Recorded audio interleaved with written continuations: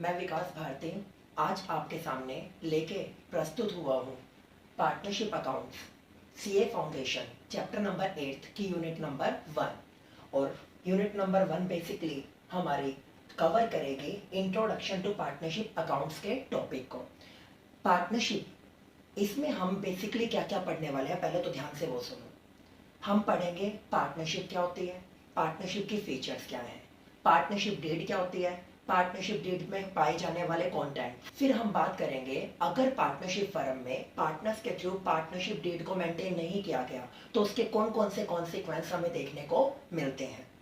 After that हम partnership का alternative जो होता है वो होता है एलएलपी, लिमिटेड लायबिलिटी पार्टनरशिप, जिसको कवर करता है लिमिटेड लायबिलिटी पार्टनरशिप एक्ट 2008। उसके बारे में पढ़ेंगे क्योंकि जो आपके पार्टनरशिप की डिमेरिट्स होती हैं उन डिमेरिट्स को कवर अप करने के लिए आपका एलएलपी एक्ट 2008 लाया गया है। पार्टनरशिप की जो डिमेरिट्स होंगी स्टूडेंट्स वो एलएलपी की मेरिट्स होगी और जो एलएलपी की डिमेरिट्स होगी वो पार्टनरशिप की मेरिट्स होगी।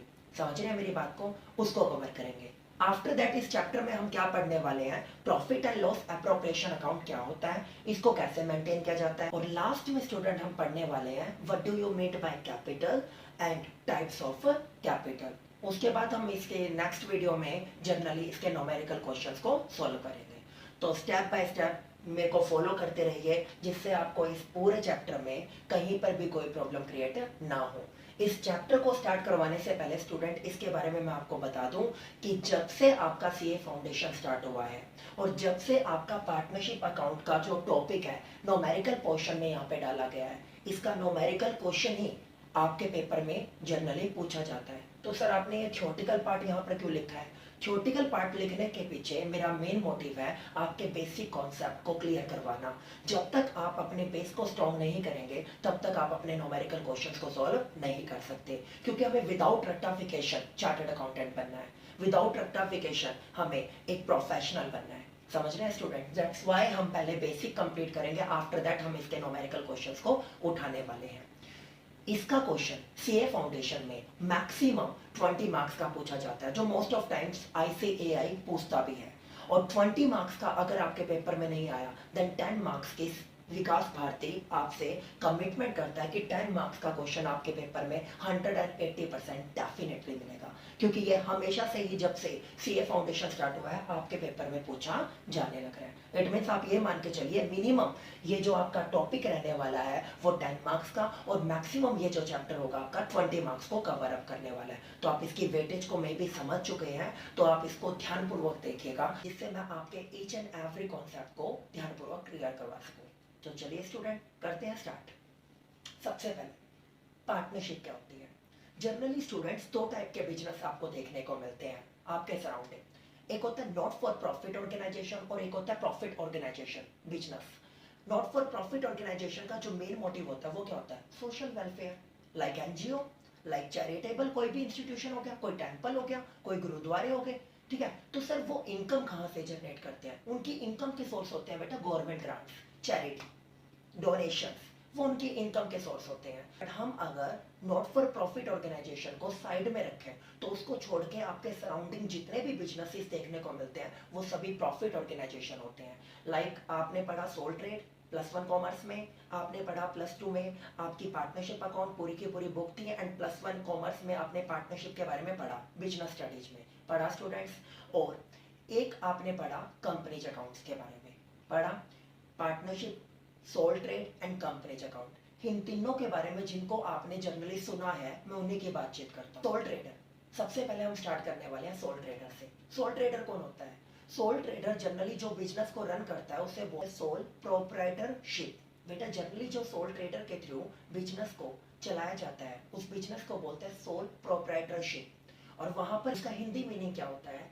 एकांकी की व्यवसाय। इट मीन्स जिस बिजनेस में एक इंडिविजुअल पर्सन कैपिटल इंट्रोड्यूस करेगा, रिस्क टेक करेगा और उसकी लायबिलिटी जनरली क्या पाई जाएंगी? अनलिमिटेड। इट मीन्स कल की डेट में अगर बिजनेस को कोई भी लॉस हुआ तो वो सारा का सारा लॉस उसी पर्सन का होगा जो अकेला उस बिजनेस को चलाने लग रहा था। अगर प्रॉफिट उसका है तो लॉस भी उसका होगा। इट मीन्स उसकी लायबिलिटी अनलिमिटेड होगी। इन फ्यूचर अगर उसके बिजनेस को कोई लॉस हो जाए तो उसकी पर्सनल प्रॉपर्टीज को बेच कर भी उसे अपनी लाइबिलिटीज की पेमेंट करनी पड़ेगी। समझ रहे हैं स्टूडेंट्स? ये होता है sole trade. But sole trade के बारे में मैं ज़्यादा चर्चा नहीं करने वाला हूँ, ना ही मैं कंपनीज अकाउंट, क्योंकि कंपनीज के बारे में आपका अलग से पूरा का पूरा चैप्टर है। हम वहाँ पर इससे नेक्स्ट चैप्टर में, चैप्टर नंबर 9 में उसके बारे में डिस्कस करेंगे। फिलहाल मेरा कॉन्सेंट्रेट होगा पार्टनरशिप अकाउंट्स के ऊपर। हमें इस चैप्टर में कॉन्सेंट्रेट करना है पार्टनरशिप अकाउंट्स के ऊपर, क्योंकि मुझे 20 मार्क्स या मिनिमम 10 मार्क्स का भी अगर मेरे पेपर में क्वेश्चन आए, मुझे किसी भी हाल में वो लेने ही लेने हैं, और आपको भी लेने हैं। पार्टनरशिप क्या होती है? सुनो, पार्टनरशिप का मतलब होता है जहां पर दो या दो से ज्यादा पर्सन, 2 और मोर पर्सन, मैक्सिमम इसकी लिमिट रखी गई है 50। आपको बता दूं बेटा, इंडियन पार्टनरशिप एक्ट 1932 इस पार्टनरशिप को कवर करता है। इसके लिए जो एक्ट बनाया गया है, इंडियन पार्टनरशिप एक्ट 1932 है, वो उसके बारे में आपने अपने लॉ में पढ़ भी लिया होगा। इंडियन पार्टनरशिप एक्ट 1932 जनरली आपका इंडियन कॉन्ट्रैक्ट एक्ट 1872 का ही पार्ट था।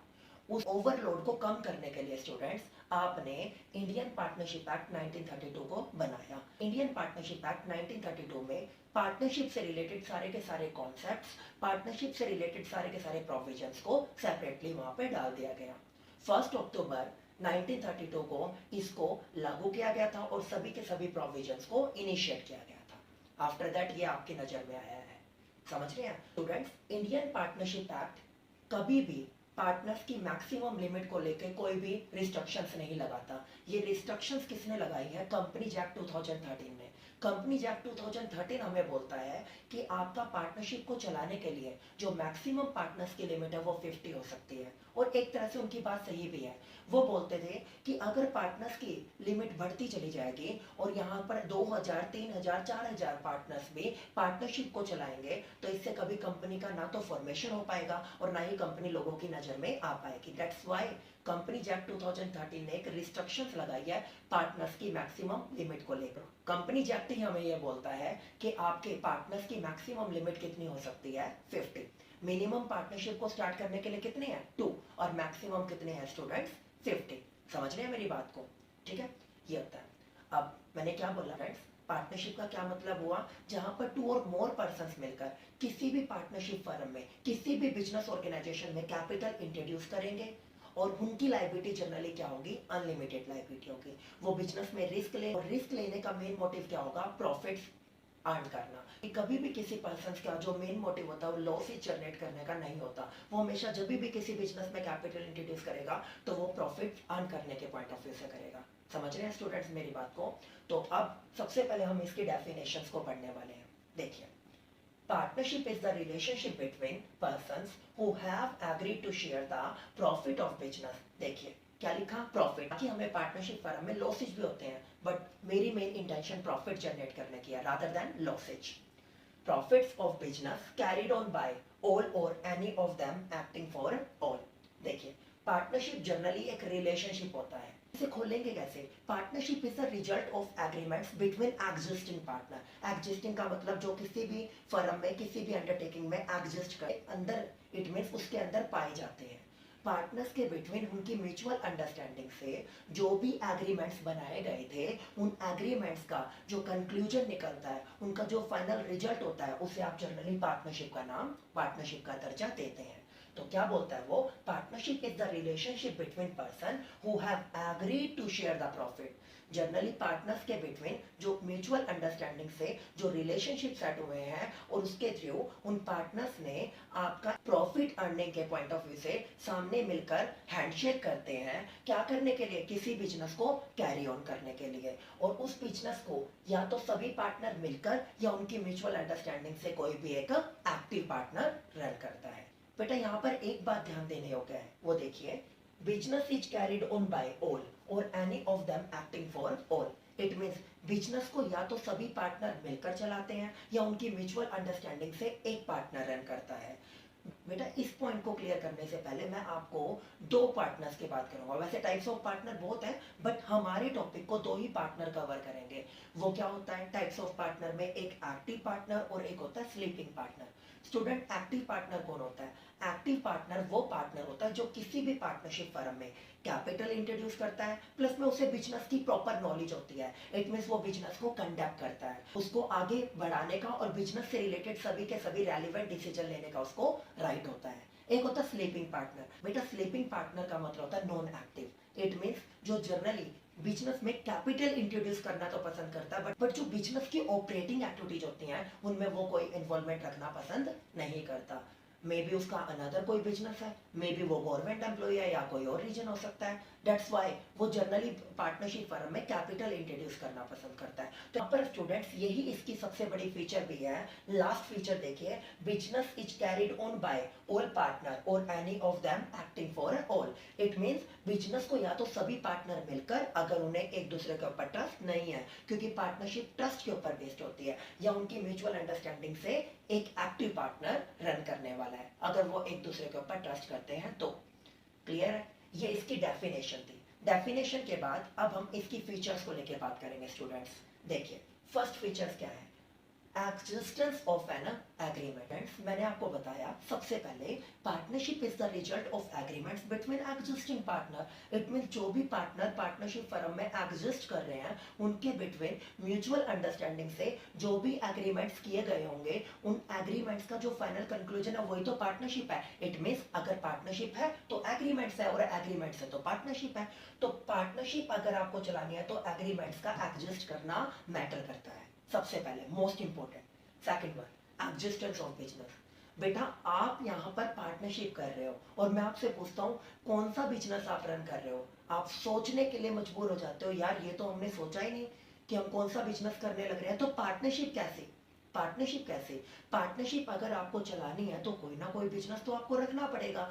और जनरली दो टाइप के बिजनेस मेरे सराउंडिंग मुझे देखने को मिलते हैं, वो आपको भी दिखते हैं। एक ट्रेडिंग बिजनेस होता है जहां पर मैं बने बनाए माल को मार्केट में बेचने का काम करता हूं, लाइक इस मार्कर को। अगर मैं इस मार्कर को इसके प्रोड्यूसर से खरीद के बने बनाए मार्कर को कस्टमर्स को बेचता हूं, तो ये ट्रेडिंग बिजनेस का पार्ट है। सेकंड वन बिजनेस होता है बेटा मैन्युफैक्चरिंग, जहां पर मैं इस मार्कर की मैन्युफैक्चरिंग करूंगा, रॉ मटेरियल को मार्कर में कन्वर्ट करूंगा, जिसके अंतर्गत मैं रॉ मटेरियल को लेके आऊंगा और मार्कर की मैन्युफैक्चरिंग करूंगा, वो मैन्युफैक्चरिंग बिजनेस होगा। तो इट मींस वट एवर आप ट्रेडिंग बिजनेस कर रहे हैं या मैन्युफैक्चरिंग बिजनेस कर रहे हो, पार्टनरशिप को स्टार्टअप करने के लिए, पार्टनरशिप को डिस्क्लोज करने के लिए बिजनेस का एग्जिस्ट करना कंपल्सरी होता है। सेकंड फीचर ये हुई, ठीक है। Third one, sharing of profit. जब कभी भी पार्टनर्स पार्टनरशिप फर्म में आते हैं, या तो वो इक्वल प्रॉफिट शेयरिंग रेशियो के लिए आते हैं 50-50%, या वो इक्वल शेयर के लिए आते हैं। जनरली स्टूडेंट्स जब पार्टनर्स पार्टनरशिप फर्म में एंट्री करते हैं तो उनके बिटवीन बातचीत होती है, किसको लेके? उनके फ्यूचर में होने वाले प्रॉफिट और लॉसेज को लेके, कि कल अगर प्रॉफिट हुए तो उसको किस प्रपोर्शन में बांटा जाएगा और लॉसेज हुए तो किस प्रपोर्शन में। तो एक तरह से सही भी है कि कल की डेट में फ्यूचर में किसी टाइप का कोई डिस्प्यूट ना हो। तो शेयरिंग ऑफ प्रॉफिट को डिस्क्लोज करना ये भी आपकी पार्टनरशिप की फीचर है। आफ्टर दैट अनलिमिटेड पार्टनर, एक पार्टनर की नहीं, सभी पार्टनर्स की, वट एवर वो एक्टिव पार्टनर हो या स्लीपिंग पार्टनर। पार्टनरशिप फर्म में पार्टनर्स की जो लायबिलिटी होती है वो अनलिमिटेड होती है। यही इसकी सबसे बड़ी डिमेरिट है, जिसकी वजह से पार्टनरशिप में पार्टनर्स जनरली जाना पसंद नहीं करते और वो कंपनीज अकाउंट या एलएलपी को प्रेफर करते हैं। ठीक है, तो ये तो स्टूडेंट्स यहाँ पर ये क्या बोलता है कि पार्टनरशिप अकाउंट में सभी पार्टनर्स की लायबिलिटी अनलिमिटेड होती है। इट मींस कल की डेट में पार्टनरशिप फर्म को कोई लॉसेस जनरेट होते हैं तो उन लॉसेज के केस में अगर पार्टनरशिप फर्म की एसेट्स को सोल आउट करने से भी उन लॉसेज की पेमेंट नहीं कर पाते तो पार्टनर्स की पर्सनल प्रॉपर्टीज को सेल आउट करके भी उस लायबिलिटी की पेमेंट करनी पड़ सकती है। दैट्स वाई ये एक रिस्की कॉन्सेप्ट होता है। उसके बाद टू और मोर पर्सन से तो सबसे बड़ी फीचर है सर, टू और मोर पर्सन किसी भी पार्टनरशिप फर्म को स्टार्टअप करने के लिए मिनिमम 2 मैक्सिमम 50 पर्सन, उन पर्सन को ही पार्टनर्स का नाम दिया जाता है, वो जरूरी होते हैं। क्योंकि 2 से 1 हुआ तो सोल ट्रेड आ जाएगा और 50 क्रॉस हुआ तो कंपनीज अकाउंट आ जाएगी। तो 2 और 50 के बिटवीन अगर आप रहोगे तो पार्टनरशिप, उसको क्रॉस करोगे तो कंपनीज आ जाएगी, उससे नीचे जाओगे तो सोल ट्रेड आ जाएगा। ठीक है, आफ्टर दैट और नेक्स्ट पॉइंट है स्टूडेंट हमारा mutual agency. Student first of all इसे स्टार्ट कर देना, इट मीन्स ये मोस्ट इंपॉर्टेंट पॉइंट है। स्टूडेंट्स म्यूचुअल एजेंसी क्या बोलती है? म्यूचुअल एजेंसी जनरली बताती है कि पार्टनरशिप फर्म में एक के थ्रू जो भी डिसीजन लिए गए होंगे उन डिसीजन के लिए रिमेनिंग सभी पार्टनर्स रिस्पॉन्सिबल होंगे, और रिमेनिंग पार्टनर्स के थ्रू जो भी डिसीजन लिए गए होंगे वट एवर वो करेक्ट है या इनकरेक्ट, वो फेवरेबल है या अनफेवरेबल है, उसके लिए वो पार्टनर रिस्पॉन्सिबल होगा। मैं इसका एक एग्जाम्पल देता हूँ। मैं विकास भारती, मैंने आप सभी स्टूडेंट्स को सीए फाउंडेशन का पूरा कोर्स कंप्लीट करवाने का कमिटमेंट किया, और मैंने आप सभी से इसके चार्जेज ले लिए। कल की डेट में मैं यहाँ से आप सभी के फी को लाग करके भाग जाता हूँ। मेरे साथ पार्टनरशिप फर्म में राम और श्याम दो और पार्टनर्स हैं। तो कल की डेट में अगर मैं यहाँ से आपके पैसे लेके भागता हूँ और आप सभी उन दोनों पार्टनर से इसका रीजन पूछते हैं या सिलेबस को कंप्लीट करवाने के बारे में बोलते हैं, तो वो दोनों ये बात नहीं बोल सकते कि विकास भारती भागा है तो कमिटमेंट उसने तोड़ा तो उसको पकड़ो। इसके लिए वो दोनों पार्टनर जिम्मेवार होंगे, और उन दोनों पार्टनर्स को जो कमिटमेंट मैंने किया था उसे पूरा करना पड़ेगा, वट एवर वो दूसरी फैकल्टी अरेंज कराए या वो खुद से पढ़ाए। आप सभी स्टूडेंट्स का सिलेबस कंप्लीट होने किसी भी कंडीशन में करके देना पड़ेगा। यही म्यूचुअल एजेंसी बोलती है कि सभी पार्टनर्स एक दूसरे के थ्रू किए गए पार्टनरशिप फर्म में कमिटमेंट के लिए रिस्पॉन्सिबल पाए जाते हैं। और लास्ट पॉइंट हमने इसका फीचर का पढ़ ही लिया, बहुत ज्यादा इंपॉर्टेंट था जो हम पढ़ चुके हैं। क्लियर है स्टूडेंट? तो ये तो बात थी आपकी डेफिनेशन और इसकी फीचर्स की। अब हम बात करते हैं पार्टनरशिप डीड की। बेटा पार्टनरशिप डीड को लेके जनरली स्टूडेंट्स में एक हमेशा सस्पेंस बना रहता है, क्या पार्टनरशिप डीड को बनाना कंपलसरी है या पार्टनरशिप डीड ऑप्शनल है? तो मैं आपको एक बात क्लियर करवा दूं स्टूडेंट्स, पार्टनरशिप डीड आपकी ऑप्शनल होती है, इसके लिए कोई कंपल्शन नहीं होता, वो कंपनीज के केस में होता है। कंपनीज एक्ट 2013 ये बोलता है कि कंपनी से रिलेटेड सभी के सभी बातों को, सभी के सभी प्रोविजंस के केस में आपको रिटर्न सेंस दिखानी जरूरी होती है, बट पार्टनरशिप के केस में ऐसा नहीं है।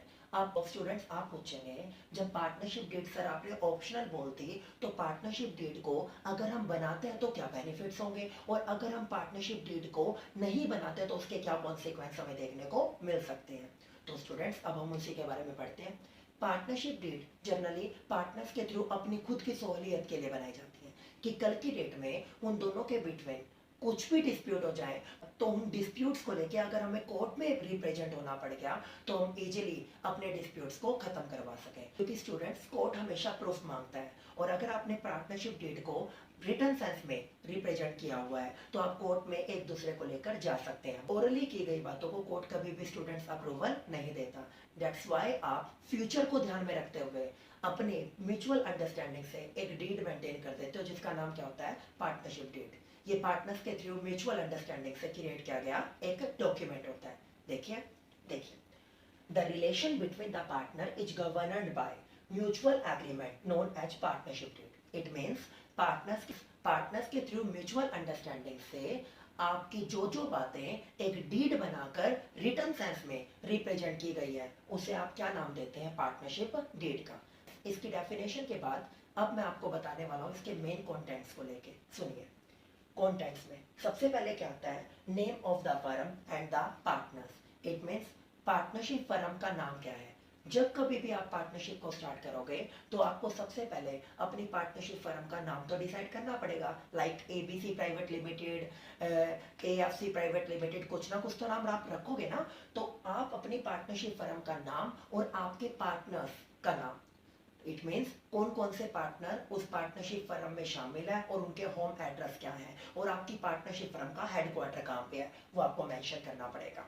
Second, commitment and duration of business. It means आपने अपनी पार्टनरशिप फर्म को कब स्टार्टअप किया था और पार्टनर्स कितने साल के लिए अपनी पार्टनरशिप फर्म को चलाना चाहते हैं, उनकी इंटेंशन कितने सालों तक चलाने की है।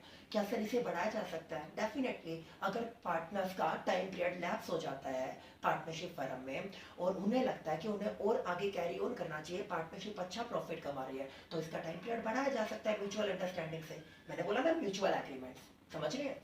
After that amount of the capital, हर एक पार्टनर को उसके थ्रू लगाए गए कैपिटल को यहाँ पर मेंशन करना होता है, क्योंकि जब पार्टनरशिप फर्म डिसोल्यूट होती है तो उस केस में पार्टनर्स को उनकी कैपिटल रिफंड की जाती है, और रिफंड करने के लिए हमें ये पता होना चाहिए कि किस पार्टनर ने कितनी कैपिटल इंट्रोड्यूस की थी, या कल अगर कोई डिस्प्यूट होता है तो कौन सा पार्टनर कितनी कैपिटल लगा कर आया था, ये हमें पहले से पता होना चाहिए। Student, rate of interest on capital, interest on drawing, और एक और बात आ सकती है इंटरेस्ट ऑन लोन। ठीक है, तो पार्टनर ने अगर पार्टनरशिप फर्म में कैपिटल इंट्रोड्यूस किया है तो उस कैपिटल के ऊपर वो कितनी इंटरेस्ट की डिमांड कर रहा है, फर्स्ट ऑफ ऑल। सेकेंडली, अगर पार्टनर्स ने पार्टनरशिप फर्म को लोन दे रखा है तो उस लोन के ऊपर वो कितनी इंटरेस्ट की म्यूचुअल अंडरस्टैंडिंग से डिमांड कर रहे हैं। और अगर पार्टनर्स के थ्रू अपनी पर्सनल पर्पज के लिए कुछ बिजनेस से अमाउंट विड्रॉल की गई है, उस विड्रॉन अमाउंट को क्या नाम दिया जाता है, ड्रॉइंग का। उस ड्रॉइंग के ऊपर फर्म किस रेट से इंटरेस्ट चार्ज करने वाली है वो भी आपको पार्टनरशिप डीड में रिटर्न सेंस में लिखना होता है। तो स्टूडेंट्स, ये आपके मेन कंटेंट जो पार्टनरशिप डीड में पाए जाते हैं वो बातें थे, बारे में पार्टनरशिप डीड में लिखना मोस्ट इंपॉर्टेंट होता है।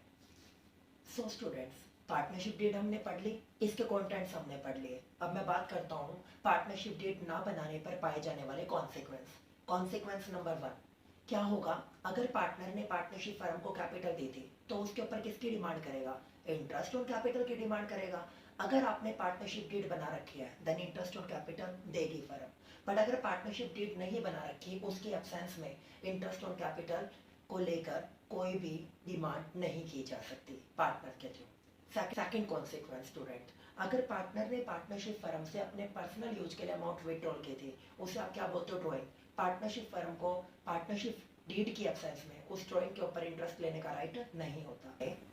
तीसरा कॉन्सिक्वेंस, अगर पार्टनर ने पार्टनरशिप फर्म को लोन दे रखा है, अगर आपने पार्टनरशिप डीड बनाई होती तो वो जिस परसेंट से भी इंटरेस्ट की रेट चार्ज करता तो वो उसे मिलता। ये जनरली बेसिकली पार्टनरशिप डीड के एब्सेंस में पाए जाने वाले कॉन्सिक्वेंस थे। अब हम बात करेंगे एलएलपी को लेके। लिमिटेड लायबिलिटी पार्टनरशिप होती क्या है, इसे क्यों मेंटेन किया गया। स्टूडेंट्स, पार्टनरशिप के बारे में पढ़ने के बाद तुम्हारे माइंड में क्वेश्चन अराइज होगा, ये एलएलपी का निर्माण क्यों हुआ।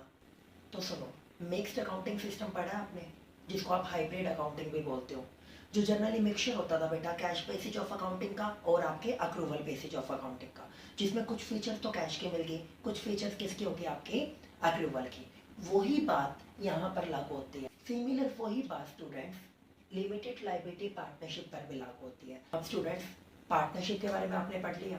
पार्टनरशिप के बारे में पढ़ने के बाद अब आप यूँ कहोगे एलएलपी का क्या मतलब है, limited liability partnership. Limited liability partnership act आया था आपका 2008 में, जिसको एलएलपी एक्ट 2008 में बोलते हो, जो आप लॉ में पढ़ोगे इसके बारे में भी।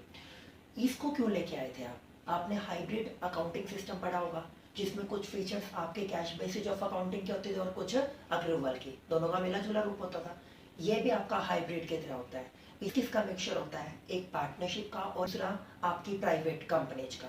इट मीन्स प्राइवेट कंपनी और पार्टनरशिप दोनों को जोड़ दोगे तो उसको जोड़कर क्या बनेगा, एलएलपी। इसमें कुछ फीचर्स मिलेगी पार्टनरशिप फर्म और कुछ फीचर्स किसकी मिलेगी, आपकी इंडियन जो आपकी प्राइवेट कंपनी जो होती है उनकी, उन दोनों को जोड़ के मिलता है। एलएलपी का निर्माण क्यों हुआ था बेटा, आपकी पार्टनरशिप में जो आपने फीचर्स पढ़े उसकी 3 डिमेरिट्स थे, उन 3 डिमेरिट्स को खत्म करने के लिए आपने एलएलपी का निर्माण किया।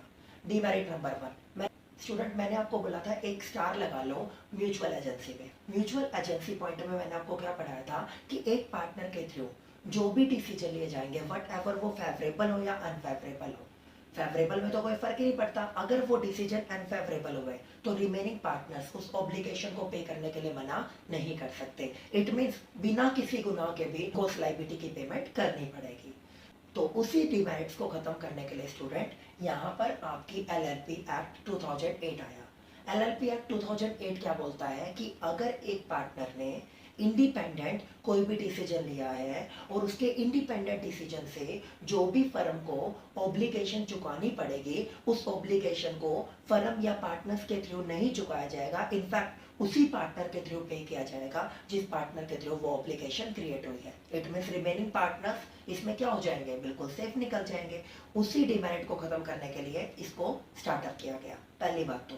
दूसरा, आपने पढ़ा पार्टनरशिप फर्म में पार्टनर्स की लायबिलिटी अनलिमिटेड होती है, ये भी इसकी सबसे बड़ी डिमेरिट। इट मींस आप बिजनेस को स्टार्टअप कर रहे हो, कल की डेट में कुछ मिसहैपनिंग होगी, आपका तो घर बार भी बिक जाएगा। उस डिमेरिट को खत्म करने के लिए क्या आया, एलएलपी एक्ट 2008। वो एलएलपी एक्ट 2008 बोलता है कि कल की डेट में अगर कुछ मिसहैपनिंग हो जाती है तो पार्टनर की लायबिलिटी कहां तक लिमिटेड होगी, उसके थ्रू दी गई गारंटी तक। जहां तक कि उसने गारंटी दी थी उस गारंटी तक का लॉस वो बियर करने वाला है। क्लियर है स्टूडेंट। तीसरा और फाइनल पॉइंट जिसके लिए आपने एलएलपी का निर्माण किया, वो पॉइंट क्या था, पार्टनरशिप डीड को आपने और और रिटर्न दोनों दिखा दिया। दूसरी बात, आपने उसको ऑप्शनल बना दिया, बट एलएलपी एक्ट 2008 क्या बोलता है, इसके थ्रू जो भी आपके डॉक्यूमेंट्री प्रोसेस होगी, फर्स्ट ऑफ ऑल वो कंपल्सरी होगी, और सेकेंडली वो रिटर्न सेंस में होगी। इट मीन्स एलएलपी एक्ट 2008 के अंतर्गत जो भी बातें की जाएंगी, इट मीन्स कल की डेट में पार्टनर्स के बिटवीन कोई भी डिस्प्यूट हो जाए या किसी भी बात को लेके कोई भी सेटलमेंट ना बन पाए तो वो कोर्ट में अपने आप को लेकर जा सकते हैं। इन 3 डिमेरिट्स जो आपने पार्टनरशिप की पढ़ी थी उनको पूरा करने के लिए आपका एलएलपी आया था। अब आप स्टूडेंट समझ चुके होंगे एलएलपी को क्यों गठित किया गया। जो आपकी डिमेरिट्स थी पार्टनरशिप की वो आपकी मेरिट्स है किसकी, एलएलपी की।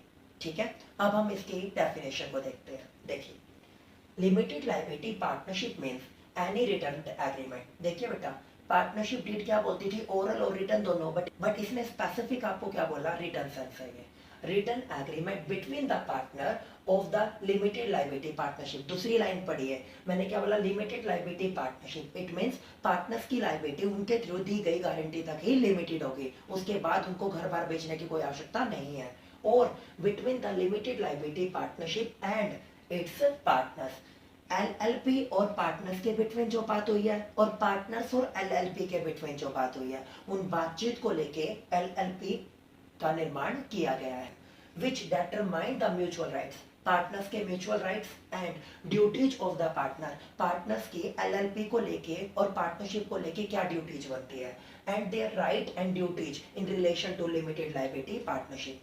पार्टनर्स के एक दूसरे को लेकर क्या राइट्स बनते हैं, क्या ड्यूटीज बनती हैं, और पार्टनर्स के आपकी एलएलपी को लेके क्या ऑब्लिगेशन और क्या ड्यूटीज बनती हैं। उन सभी बातों को जब आप रिटन सेंस में लिख देते हैं, इट मीन्स कल की डेट में आप कोर्ट में भी रिप्रेजेंट हो सके और एक दूसरे के अगेंस्ट भी केस कर सकें, उसके लिए एलएलपी का निर्माण किया गया। समझ गए स्टूडेंट। 3 बातों को याद रखना, जो 3 डिमेरिट्स किसकी हैं पार्टनरशिप की, वो आपकी मेरिट्स है किसकी, आपकी एलएलपी की, और वही इसकी फीचर भी है। क्लियर है। ये पढ़ने के बाद अब हम पढ़ने वाले हैं इनके डिफरेंसेज को लेके, पार्टनरशिप और एलएलपी। मोस्ट ऑफ टाइम्स आपके लॉ में ये पॉइंट क्रिएट हो जाता है। अकाउंटेंसी तो आपको पता है, अकाउंटेंसी में तो स्टूडेंट आपको पता है इसका न्यूमेरिकल क्वेश्चन ही आना है पार्टनरशिप का, बट लॉ में मोस्ट ऑफ आपका 3 से 4 नंबर में ये डिफरेंसेज कवर अप कर लिए जाते हैं। देन हम इनको पढ़ते हैं। पहली बात, की एलिमेंट्स में पॉइंट नंबर 1, एप्लीकेबल लॉ। आपको पता है इंडियन पार्टनरशिप एक्ट 1932 के थ्रू आपने किसका निर्माण किया, पार्टनरशिप का। समझ रहे हैं, मैंने बोला था पहले ये किसके अंडर आता था, आपके कॉन्ट्रैक्ट एक्ट 1872 के अंदर। उसके वर्क लोड को कम करने के लिए, बर्डन को कम करने के लिए आपने इसको अलग कर दिया था, और 1 अक्टूबर 1932 को आपने इंडियन पार्टनरशिप एक्ट 1932 को लॉन्च किया था।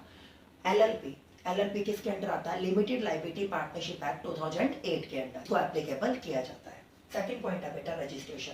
मैंने बोला था पार्टनरशिप डीड जो आपने बनाई थी, जो आपका म्यूचुअल अंडरस्टैंडिंग से पार्टनर ने सेट की थी, ठीक है, वो ऑप्शनल थी। इट मींस पार्टनर चाहे तो उसको बना सकते हैं, अदरवाइज छोड़ सकते हैं। बट बेटा एलएलपी क्या होते हैं, कंपल्सरी, क्योंकि आपको बताया मैंने कि आपके पार्टनर्स के बिटवीन हर एक पार्टनर के इंडिपेंडेंट ऑब्लिगेशन को या अदर पार्टनर्स को लेके और एलएलपी को लेके क्या ऑब्लिगेशन बनती हैं वो रिटन सेंस में लिखी होती हैं। दैट्स व्हाई ये क्या होती है, कंपल्सरी। तीसरा पॉइंट, क्रिएशन। इसको क्रिएट किया जाता है एग्रीमेंट्स के थ्रू। मैंने क्या बोला, partnership is the result of agreements between existing partner. तो एग्रीमेंट्स का जो रिजल्ट होता है वो पार्टनर, बट एलएलपी को लॉ के थ्रू क्रिएट किया जाता है। जैसे आपकी कंपनी को क्रिएट किया गया ना, कंपनीज एक्ट 2013, उससे पहले 1956 था, इसको भी आपके लॉ के थ्रू। और जब कभी भी आप कोई लॉ के बारे में बात करते हो, किसी एक्ट के बारे में बात करते हो, वो पहले पार्लियामेंट में पास होता है, पार्लियामेंट में उसको लेके डिबेट होती है। आफ्टर दैट जब उसको लेके सभी की सभी पार्टियों की 51% अप्रूवल आ जाती है, जाके वो इम्प्लीमेंट होता है, और ये भी उसके थ्रू इम्प्लीमेंट किया गया है, क्रिएटेड विद लॉ। फिर बोलता है student separate legal entity. It means आपके मेंबर्स को उस ऑर्गेनाइजेशन से अलग किया जा सकता है, नहीं, नो। पार्टनरशिप फर्म किसके थ्रू बनी है, पार्टनर्स। अगर पार्टनर्स ही नहीं होंगे तो पार्टनरशिप फर्म का कोई अस्तित्व नहीं बनता। इसको पार्टनर से अलग नहीं किया जा सकता। उसको किया जा सकता है, वो खुद के नाम पर एसेट्स को खरीदती है, बट स्टूडेंट एलएलपी के केस में ये बात लागू नहीं होती।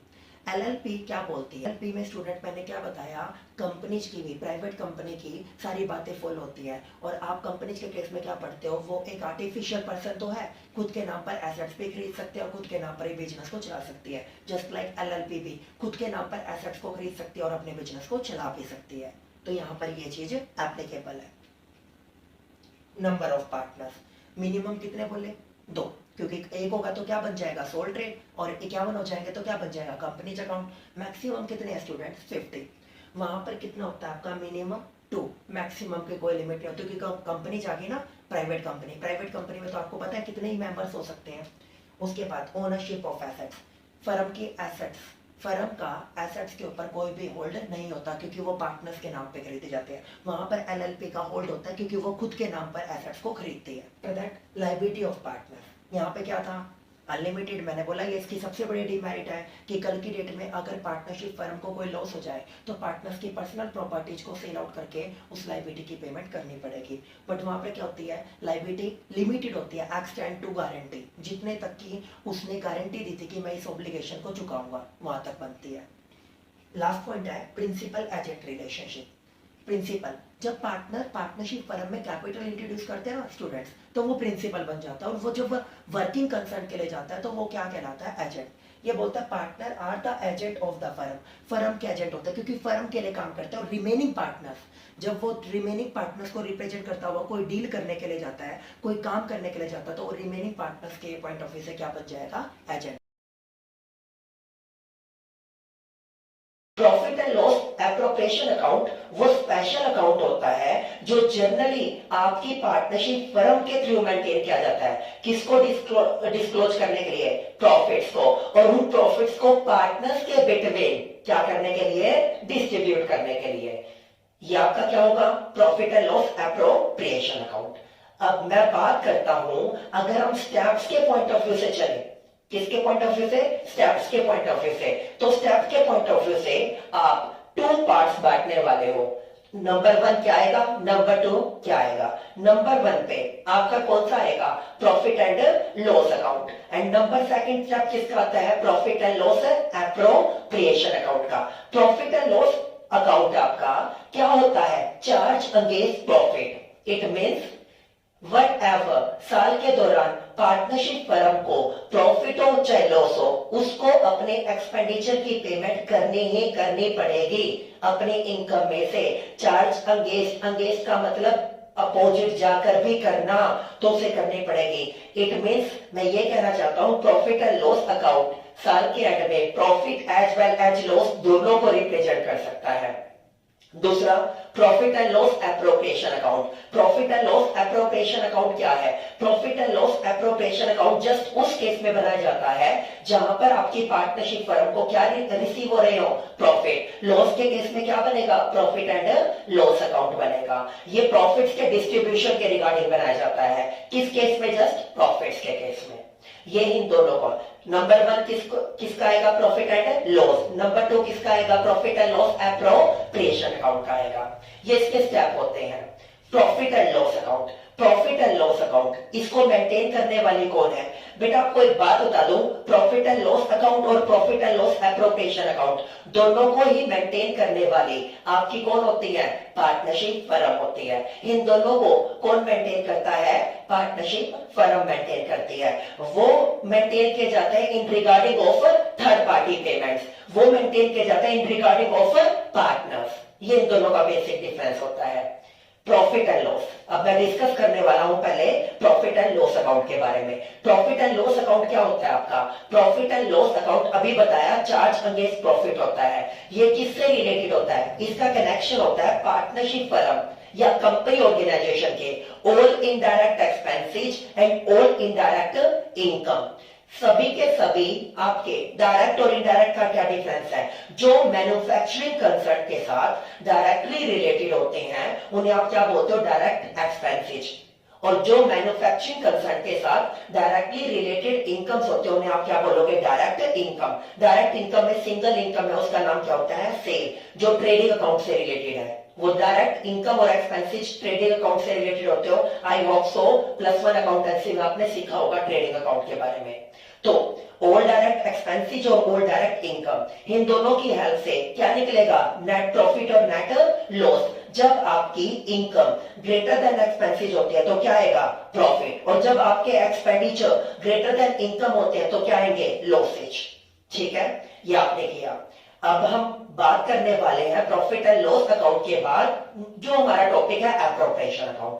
Profit and loss appropriation account आपके लिए इसलिए जरूरी हो जाता है कि profit and loss appropriation account जो साल के एंड में आपकी पार्टनरशिप फर्म के थर्ड पार्टी की पेमेंट करने के बाद इनकम में से एक्सपेंडिचर्स की जो बचेगा वो किसके लिए बचेगा, पार्टनर्स के लिए। तो अब मुझे एप्रोप्रिएशन अकाउंट की हेल्प से उन पार्टनर्स में साल के एंड में प्रॉफिट्स को क्या करना है, डिस्ट्रीब्यूट करना है। तो उसके लिए कौन सा अकाउंट बनेगा, profit and loss appropriation account.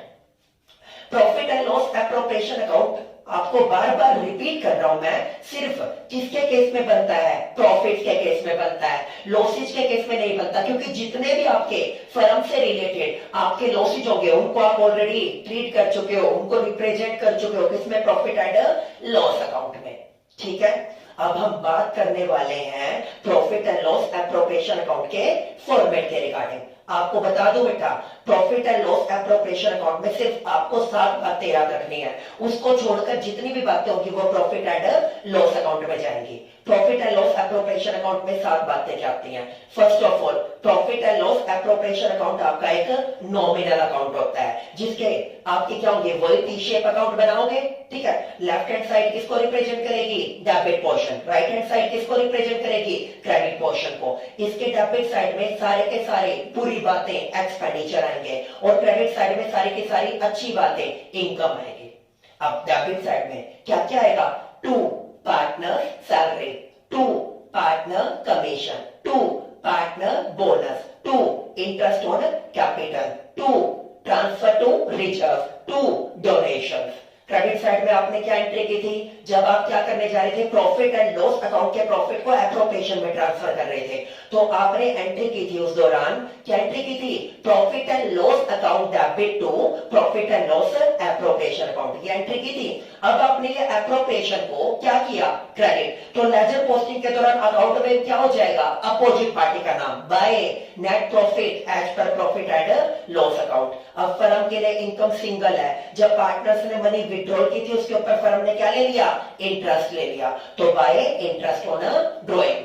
अगर मैंने आपको बताया प्रॉफिट्स के केस में बनेगा तो प्रॉफिट क्या आएंगे, क्रेडिट पोर्शन में से डेबिट पोर्शन लेस कर दीजिए, जो बचेगा वो एंड में क्या बचेगा आपका, डिविजिबल प्रॉफिट, और वो किस में डिस्ट्रीब्यूट हो जाएगा, पार्टनर्स में, to profit transfer to partners capital account. इस तरह आप इन्हें क्या करते हो, रिप्रेजेंट करते हो। ये आपका फॉर्मेट था।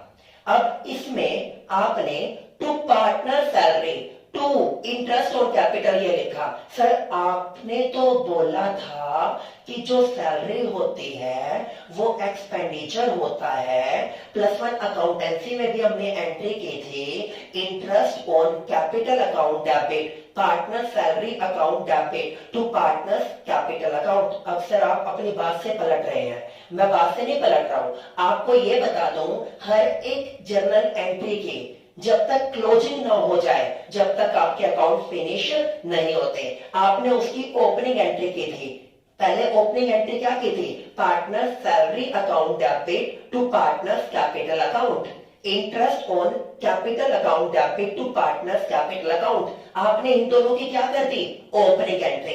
अब आपको क्लोजिंग करनी है, आप profit and loss appropriation account में इन एक्सपेंडिचर्स की क्या करने जा रहे हैं, क्लोजिंग। तो आपने क्लोजिंग एंट्री क्या की, profit and loss appropriation account debit to partner salary, to partners interest on capital. इस तरह आप इनकी क्या करते हैं, क्लोजिंग एंट्रीज करते हैं। समझ में आया बेटा, क्लोजिंग किस तरह हुई। अब आप एक बात कहोगे, सर और सारे टॉपिक क्लियर है, 2 टॉपिक आए, ट्रांसफर टू रिजर्व और डोनेशन, ये समझ में नहीं आया। तो मैंने क्या किया, सबसे पहले प्रॉफिट्स, प्रॉफिट्स पहले मेरे को ये बताइए किसके हैं, प्रॉफिट्स होते हैं पार्टनर्स के लिए, पार्टनरशिप फर्म के लिए क्या होती है, ये लायबिलिटी। यही रीजन है कि आप इसको पार्टनरशिप अकाउंट में आप बैलेंस शीट की लायबिलिटी साइड में और कंपनी अकाउंट में भी इसको रिजर्व एंड सरप्लस कॉलम के अंदर लायबिलिटी साइड में रिप्रेजेंट करते हो, क्योंकि ये फर्म के पॉइंट ऑफ व्यू से और कंपनी के पॉइंट ऑफ व्यू से लायबिलिटी है। फर्म के लिए पार्टनर्स के फेवर में, कंपनी के लिए शेयर होल्डर्स के फेवर में, ये लायबिलिटीज होती हैं। ठीक है, अब ये प्रॉफिट किसको डिस्ट्रीब्यूट करने हैं? पार्टनर्स। सपोज करते हैं दो पार्टनर हो गए ए एंड बी, ए और बी को 10,000 के प्रॉफिट 5,000 और 5,000 इक्वली डिस्ट्रीब्यूट करना था। ठीक है जी, तो अब आपने क्या किया, आप अपने फ्यूचर की अनसर्टेनिटी, अनसर्टेन, अनफोर्सिन लायबिलिटीज की पेमेंट करने के लिए क्या बनते हैं? रिजर्व बनते हैं। तो आपने कुछ पोर्शन किसके लिए रख लिया? रिजर्व के लिए, और कुछ पोर्शन किसके लिए निकाल दिया? In favour of donation. Sir क्या बेनिफिट मिलेंगे? जो आपके रिजर्व होते हैं वो आपकी इंटरनल लायबिलिटी होती है, क्योंकि पार्टनर्स के लिए वो एसेट्स फर्म को वो फ्यूचर में चुकानी है, उसके लिए क्या होगी? लायबिलिटी। और रूल बता रखा है expenditure as well as liability. आपने क्या किया, आपने लायबिलिटी का ट्रीटमेंट तो कर दिया, दूसरी तरफ फर्म के लिए क्या है? ये एक्सपेंडिचर। एप्रोप्रिएशन अकाउंट कौन बना रहा है? Partnership firm. तो उसके लिए क्या है? बुरी बात। तो रिजर्व के लिए जो भी आपने आउट ऑफ प्रॉफिट 1,000, 2,000, 3,000 जितने भी विड्रॉल किए वो पार्टनरशिप फर्म के लिए क्या हो जाता है? एक्सपेंडिचर। यही रीजन है मैंने उसको एप्रोप्रिएशन के डेबिट साइड में दिखाया।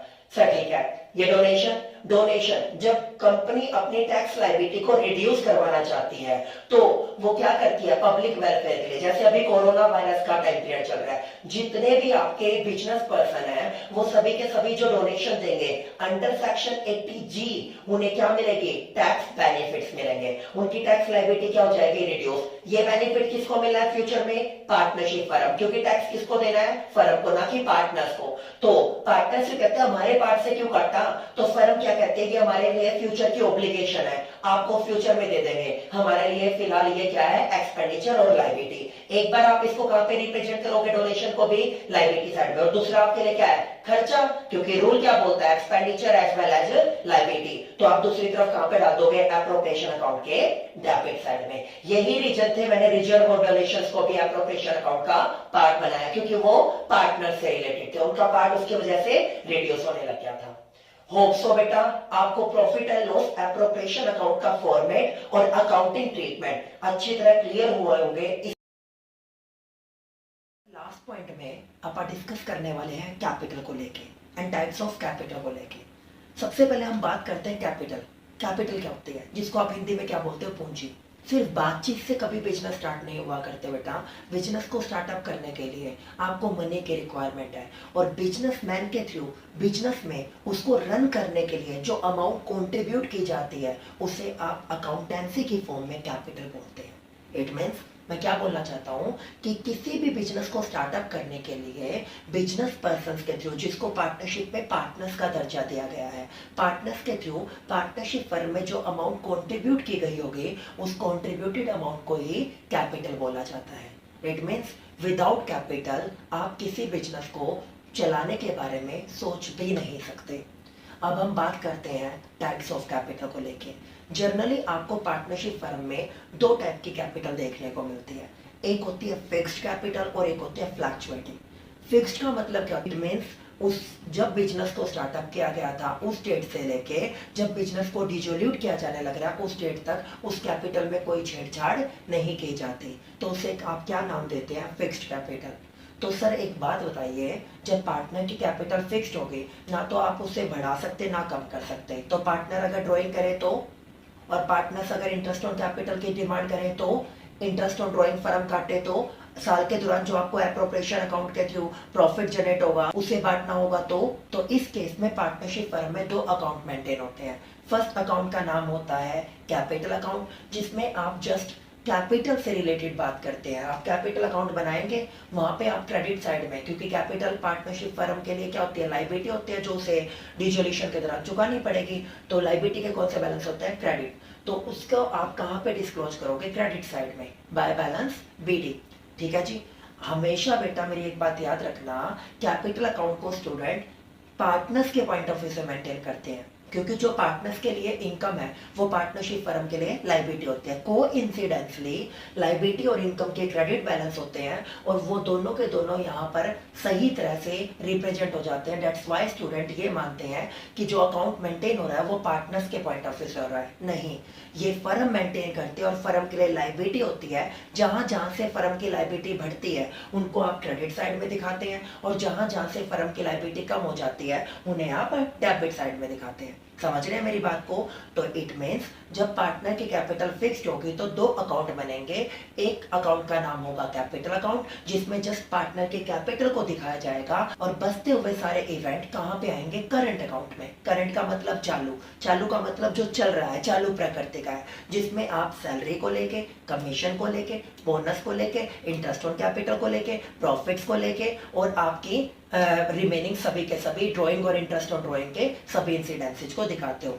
जो भी आपकी फर्म के लिए लायबिलिटी होगी वो करंट अकाउंट के क्रेडिट साइड में और जो आपके उनके लिए एसेट्स होगी वो आपके डेबिट साइड में। इट मींस डेबिट साइड में ड्राइंग और इंटरेस्ट ऑन ड्राइंग को दिखाया जाता है। ये तो बात थी पार्टनर की कैपिटल जब फिक्स्ड थी। तो फिक्स्ड कैपिटल में दो अकाउंट बना दिया आपने, कैपिटल और करंट।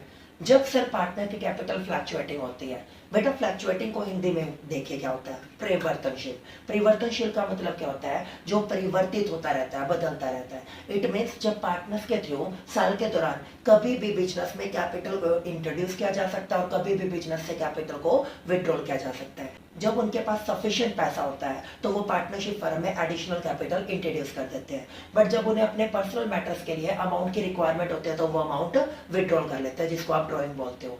फ्लक्चुएटिंग कैपिटल अकाउंट के केस में एक सिंगल अकाउंट बनता है जिसका नाम होता है कैपिटल अकाउंट। उसी में कैपिटल अकाउंट की और उसी में आप रिमेनिंग सारे के सारे एडजस्टमेंट करते हो। इट मींस इस केस में आप फिक्स्ड कैपिटल वाले जो आपने दो अकाउंट बनाए थे, करंट और कैपिटल, उन दोनों को मर्ज करके एक सिंगल अकाउंट बनाओगे जिसका नाम क्या होगा? Capital account. बात वही लागू होगी, पार्टनरशिप फर्म के पॉइंट ऑफ व्यू से चलना है। जितनी भी लायबिलिटी होंगी वो क्रेडिट साइड में और जितनी भी एसेट्स होंगे वो डेबिट साइड में। जो भी बैलेंसिंग बचेगी आपकी, उन बैलेंसिंग को आप बैलेंस शीट की लायबिलिटी साइड में भेज देंगे। और यहाँ पर पार्टनरशिप फर्म में जो बैलेंस शीट मेंटेन होती है और जो अकाउंट्स मेंटेन होते हैं वो आपके हॉरिजॉन्टल होते हैं।